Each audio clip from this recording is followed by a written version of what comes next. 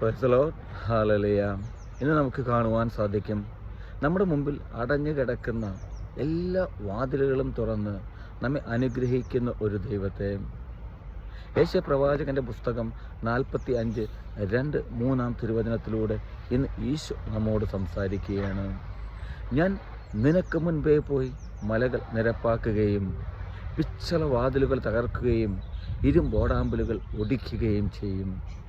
നിന്നെ പേര് ചൊല്ലി വിളിക്കുന്ന ഇസ്രായേലിൻ്റെ കർത്താവായ ദൈവം ഞാനാണെന്ന് നീ അറിയേണ്ടതിന് അന്ധകാരത്തിലെ നിധികളും രഹസ്യ ധനശേഖരവും ഞാൻ നിനക്ക് തരും. പ്രിയപ്പെട്ടവരെ, ഇന്ന് തിരുവചനം കേൾക്കുന്ന ഓരോ വ്യക്തികളോടും എനിക്ക് പറയുവാനുള്ളത്, മുൻപേ പോയി നമ്മെ അനുഗ്രഹിക്കുന്നൊരു ദൈവത്തെ, അടഞ്ഞു കിടക്കുന്ന വാതിലുകൾ തുറക്കുന്നൊരു ദൈവത്തെ, എത്രയും അധികമായിട്ടും എത്രയോ നാളുകളായിട്ട് ഞാനും നിങ്ങളും പ്രാർത്ഥിച്ചിട്ടും നമ്മുടെ മുമ്പിൽ തുറക്കാത്ത മതിലുകൾ, പ്രിയപ്പെട്ടവർ, അതെത്രയധികമായാലും അതെല്ലാം തുറന്ന് നമ്മെ അനുഗ്രഹിക്കുന്നൊരു ദൈവത്തെ ഈ തിരുവചനത്തിലൂടെ കാണുവാൻ സാധിക്കും.